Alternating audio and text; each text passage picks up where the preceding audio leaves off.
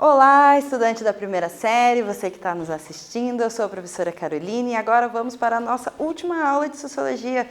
Como passou rápido, né? E hoje a gente vai fazer uma retomada dos conteúdos que a gente viu no terceiro trimestre de Sociologia. Então vamos lá? Na aula anterior, vimos dois dos principais conceitos desenvolvidos por Max Weber, tipo ideal e ação social. Na aula de hoje, faremos uma retomada do trimestre, vendo novamente alguns dos pontos de vista mais importantes da teoria de Émile Durkheim, Karl Marx e Max Weber.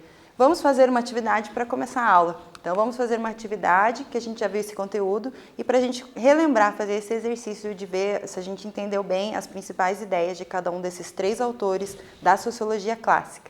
Relacione os conceitos com o seu respectivo autor, escrevendo o número do conceito ao lado do nome.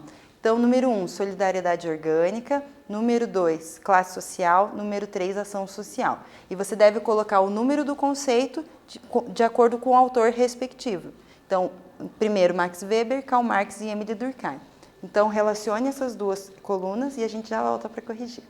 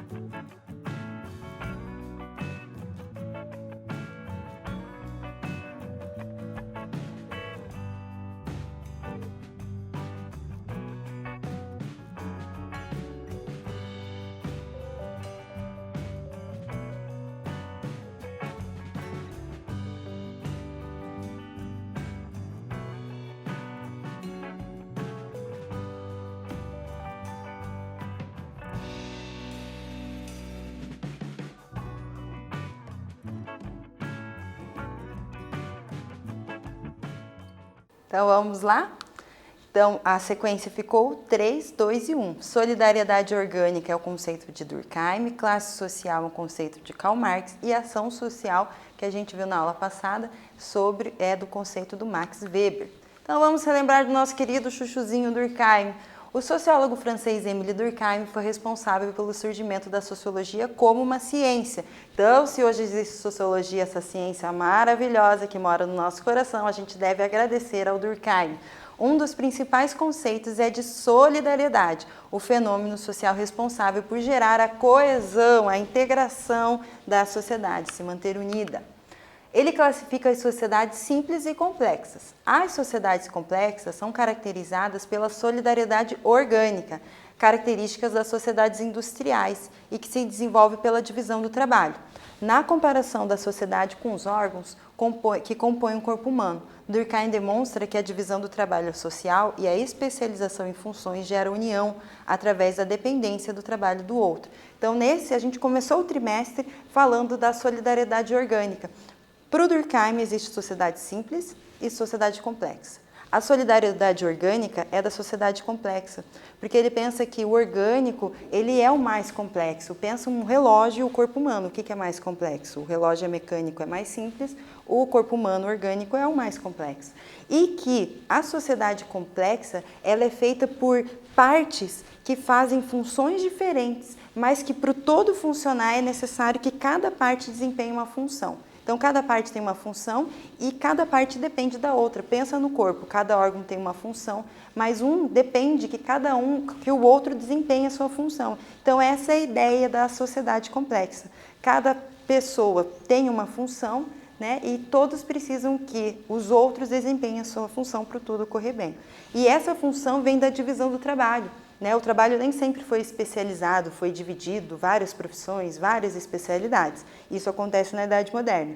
Então, quando o trabalho se torna dividido, a divisão do trabalho social, como diz o Durkheim, essa divisão cria uma integração, porque um depende da função do trabalho do outro. Então, o trabalho especializado, ele gera integração, porque eu necessito do trabalho que o outro desempenha. E essa união causada pela divisão do trabalho é a solidariedade orgânica. Então, através da solidariedade orgânica que vem da divisão do trabalho, a sociedade moderna consegue se manter integrada, mesmo tendo indivíduos tão diferentes entre si. Qual a importância da divisão do trabalho? Permite o desenvolvimento individual, gera interdependência entre as pessoas, desenvolve outras regras e formas de direito, tem a função de criar solidariedade moral e gerando coesão. Então vamos por partes. Quando a pessoa se especializa e desempenha um tipo de trabalho, ela também se constrói, se desenvolve muito mais. Pensa, quando você vai estudar, vai fazer um curso, depois vai se especializar em uma função, você se desenvolve enquanto indivíduo. E a sua individualidade, você também se torna cada vez mais particular e diferente dos outros. Então, a divisão do trabalho, ela é importante para o desenvolvimento do indivíduo. Pensa numa grande cidade, os indivíduos são diferentes entre si.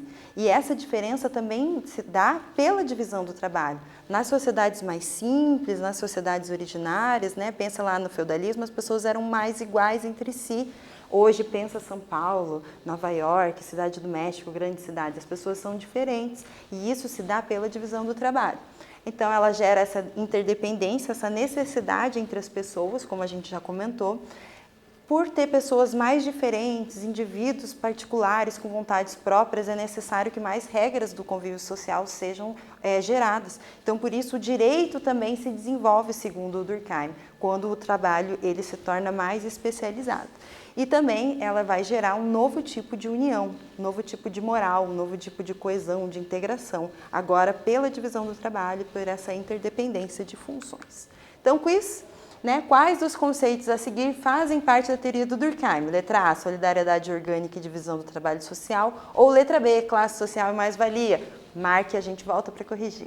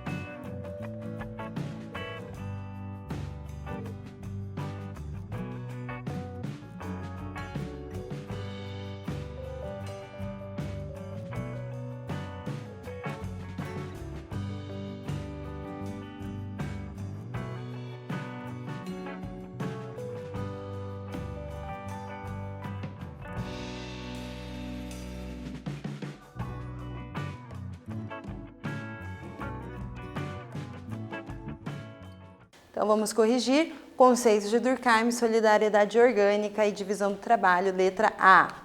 Então, vamos seguir. Karl Marx e seu contexto sócio-histórico. Nesse trimestre, além de ver o Durkheim, a gente também viu o Marx, tão queridinho. Então, vamos lembrar qual era o mundo em que Marx viveu, qual o seu contexto histórico. O alemão filósofo e economista Karl Marx foi um dos responsáveis, se não o maior deles, em promover uma discussão crítica da sociedade capitalista que se consolidava, ou seja, que estava surgindo, bem como da origem dos problemas sociais que esse tipo de organização social originou. Junto com Engels, elaboraram uma importante obra referência em toda a sociedade ocidental. Então, veja, na sociologia a gente tem várias teorias e todas elas estão certas, porque todas apresentam um ponto de vista sobre a realidade. O Durkheim, que a gente viu até agora, responsável por criar a sociologia enquanto ciência, saber científico, ele via que a sociedade capitalista, ela levaria ao progresso. Ele era parte do positivismo, lembra a ideia de ordem e progresso? Então, ele acreditava que o progresso do sistema capitalista era um objetivo inevitável. A gente só tinha que acertar uma coisinha ali, mas a gente chegaria ao progresso. E o Marx foi o cientista responsável por dizer que não, apontar os problemas, fazer uma análise crítica do capitalismo, observar que os problemas sociais ainda existiam e outros problemas sociais estavam surgindo. Então, o Marx ele é um grande, importante teórico para o campo das ciências e foi importante para fazer essa análise crítica, diferente da observada feita pelo Durkheim, observar quais são os problemas do capitalismo, que ele mesmo vivia, como a gente viu lá na aula anterior. A Alemanha era um país com vários problemas sociais, problemas de guerra, muita desigualdade. Então, o Marx vai analisar isso cientificamente. Então, em seu livro Capital, a principal obra do Marx, ele expõe a lógica do processo de valorização do capital, isto é, como o capital se reproduz na base da exploração do trabalho.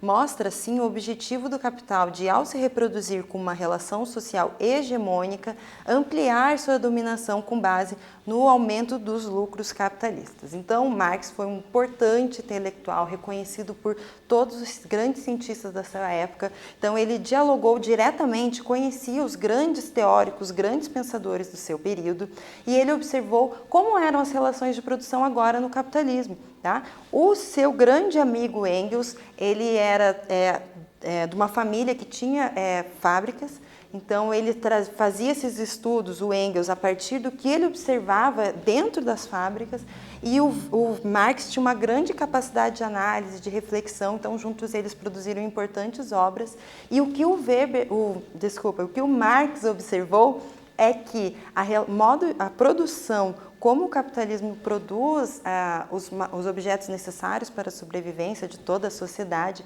ela é feita a partir da exploração do trabalho. Tá? Então, nesse livro, O Capital, ele vai ver como que o capitalismo se mantém a partir da exploração do trabalho industrial, que é um novo trabalho que surgiu, diferente do trabalho que existe na Idade Média. Né? E na Idade Média, agora é um trabalho industrial das cidades, e uma nova exploração é feita. Né? Lembrando que a Idade Média ela tem fim, e o início da Idade Moderna se dá pelos lemas de igualdade, liberdade e fraternidade. Então, essas ideias mudaram a sociedade. E o que o Marx analisa? Apesar dessas ideias, né, não é isso que a gente observa na prática. Na prática, a gente continua a ver a exploração, né, de pessoas explorando outras pessoas. E isso tudo com o objetivo agora que ele vai analisar, que o grande objetivo do capitalismo é o lucro. Então, essa exploração se dá para alcançar este objetivo. Então, o capitalismo e suas contradições. Lembrando que o capitalismo é formado por duas classes fundamentais, a burguesia e o proletariado. A associação entre ambas acontece de modo desigual para produzir materialmente a sobrevivência. E também, de maneira desigual, é repartido o resultado desse trabalho na forma de lucro, renda e salário, basicamente. Então, o Marx ele analisa que o trabalho ele sempre existiu, mas quais são as características do trabalho na sociedade capitalista? Ele vai falar que a sociedade capitalista ela é formada por duas classes, essa é a base da sociedade capitalista, tá? Burgueses, né, que são os donos dos meios de produção, donos de grandes fábricas, e o proletariado, que não é dono de fábrica, mas é dono da sua força de trabalho. E para conseguir sobreviver, né, produzir o que a sociedade necessita para sobreviver, então comida, móveis, roupas, carros, é necessário a junção entre essas duas classes. Mas que essa junção, essa associação entre burgueses e proletariados, que é fundamental para o capitalismo existir, é a maneira através da qual o capitalismo existe, né, ela é contraditória, porque ela tem essa exploração. Então, o Marx ele analisa que o capitalismo ele é contraditório na sua estrutura. Tá? Dentro da sua própria formação, ele já tem essa contradição, que é a exploração de uma classe pela outra. E, mais uma vez, em busca do lucro. Né? O Marx analisa que o capitalismo ele sempre quer aumentar, né? Conseguir mais territórios, avançar e cada vez buscando mais o lucro. E que essa produção do lucro, ela vem dessa relação entre os burgueses e o proletariado, mas quem produz, quem vende a força de trabalho, vende o seu tempo para produzir o lucro, é o proletariado, mas não é ele que recebe, né, o lucro produzido a partir do seu trabalho. Então, as classes sociais são antagônicas, são contrárias e, ao mesmo tempo, complementares. Uma não existe sem a outra. Elas se relacionam dentro dessa estrutura de classes. Porém, apesar dessa contradição inerente, parte dessa estrutura do sistema é uma aparência de que todos são iguais. Então, mais uma vez, né, o que a gente falou agora no início da aula, havia a ideia de que agora somos todos iguais, nessa idade moderna, né, depois da Revolução Francesa, mas o Marx fala, não. Alguns não têm esse acesso ao lucro, aos bens, alguns são proletários, são explorados e outros são burgueses. Então, nós somos diferentes. Então, o Marx ele observa, faz esse comentário de que no capitalismo há essa desigualdade que é parte do sistema, mas que essa desigualdade ela é camuflada. Né? O discurso diz que somos todos iguais, mas a realidade é diferente. Então, mais-valia. E a produção capitalista. A produção capitalista não é apenas produção de mercadorias, ela é essencialmente a produção de mais-valia, ou seja, a exploração. Com esse conceito, Marx explica que o trabalhador não recebe por tudo que produz e que a exploração é parte do modo de produção com o objetivo de gerar lucro. Então a gente tem uma aula só sobre mais-valia, que é um exemplo de exploração. Então se um trabalhador ele trabalha 8 horas por dia, o Marx observa que ele não recebe por essas 8 horas, ele recebe, por exemplo, por 5 e as outras 3 horas trabalhadas vão de lucro para o patrão, para o burguês. E que essa exploração faz parte do próprio sistema. E aqui a gente trouxe uma cena do filme Tempos Modernos, se você não assistiu, assista, né? E que mostra que na sociedade capitalista, cada vez é maior o controle do patrão sobre o trabalhador e que há uma necessidade, uma ideia de que eu devo explorar esse trabalhador o quanto mais, porque quanto mais ele estiver sendo controlado e, né, estiver trabalhando, mais os lucros que ele vai render para o burguês. Então, luta de classes, né? Entre as classes sociais são a burguesia, que é os donos dos meios de produção, e o proletariado, que são donos da sua força de trabalho, e que eles têm interesses opostos, e eles disputam a riqueza acumulada no processo produtivo. Essa disputa, que é de acordo com Marx, parte do próprio sistema capitalista e é chamada de luta de classes. Então, o Marx fala, essas duas classes formam o capitalismo, mas essas duas classes já vêm de uma desigualdade, porque uns são proprietários de coisas e os outros não são proprietários de coisas, mas só da sua força de trabalho. Então, eles necessitam se submeter aos burgueses para conseguir sobreviver, né? Eu não moro agora numa área rural. Para eu ter meu alimento, eu preciso trabalhar para ganhar o salário, para daí eu comprar meu alimento. Então, é uma relação desigual. E essa desigualdade, ela acaba gerando uma luta de classes, um conflito, porque elas têm interesses,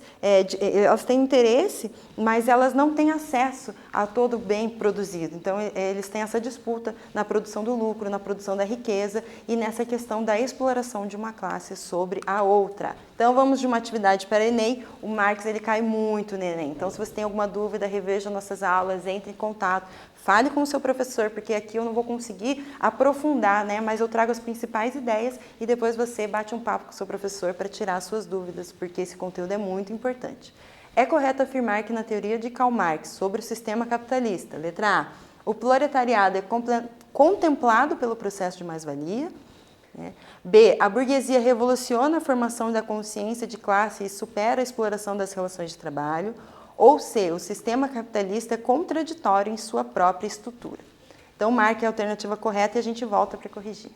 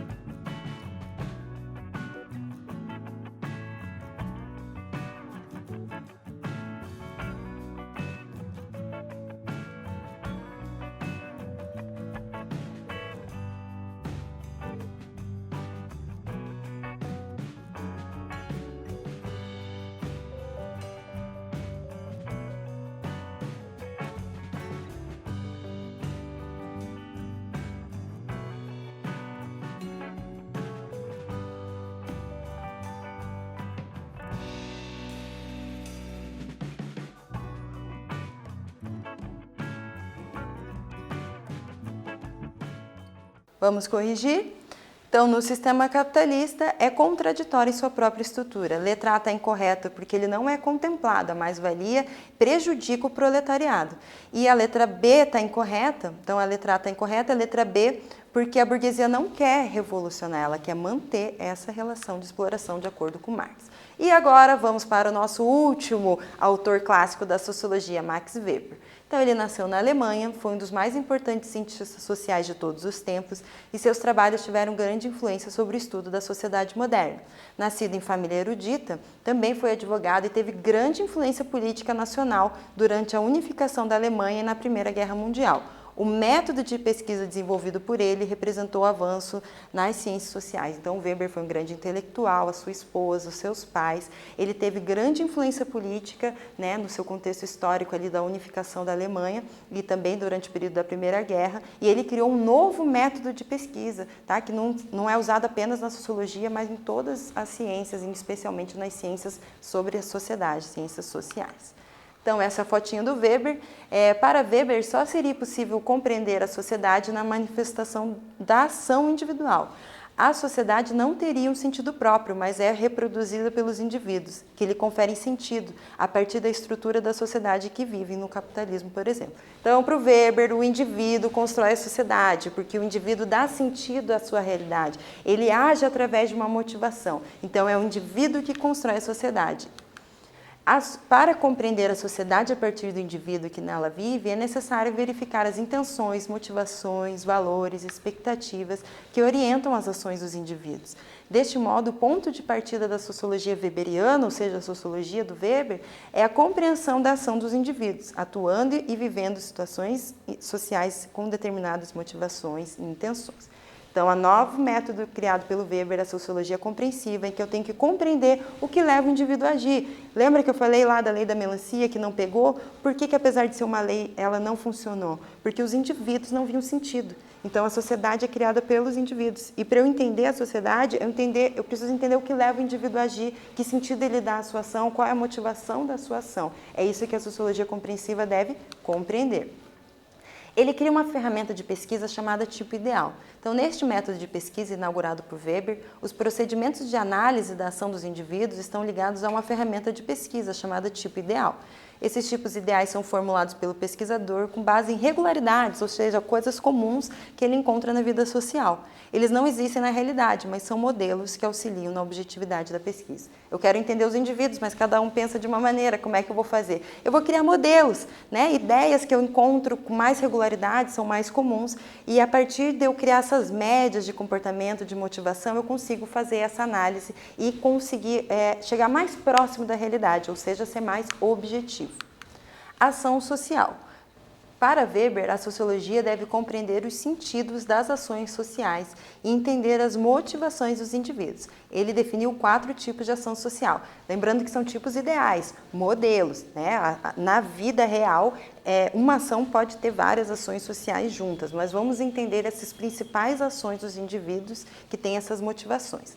Racional com relação aos fins. Né? São as ações quando a gente busca um objetivo. Eu ajo porque eu quero conseguir aquele objetivo. Racional com relação aos valores é quando eu ajo de acordo com os meus valores éticos, o que eu acho certo, o que eu acho errado. Ação social tradicional, que é quando uma tradição, por exemplo, quando você pinta o seu dente da frente, faz uns bigodinhos na festa junina, não é um fim ou não é uma questão ética, é uma questão de tradição.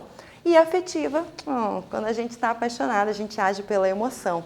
Né? Então, esses são os tipos de ação social. Para encerrar, vamos fazer uma atividade. Max Weber é um dos precursores, né, o início da sociologia. Considerando sua teoria, assinale a alternativa correta. Então, marque que a gente já volta para corrigir.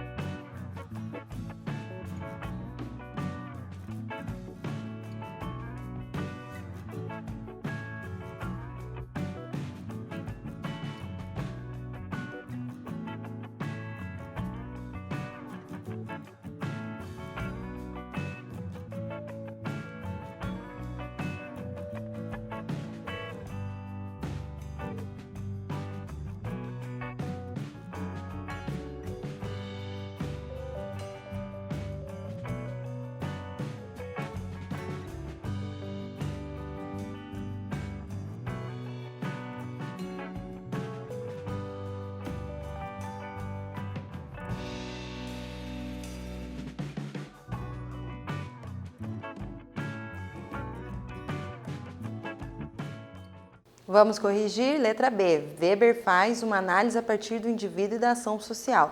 Letra A está incorreta, porque quem estuda fato social é Durkheim. Letra C está incorreta, porque materialismo histórico é uma teoria do Karl Marx e não do Weber. Então, conclusão, ao longo do terceiro trimestre, conhecemos as teorias sociológicas clássicas de Durkheim, Marx e Weber, que serão fundamentais nas próximas séries do ensino médio na sua formação estudante para a compreensão da vida em sociedade.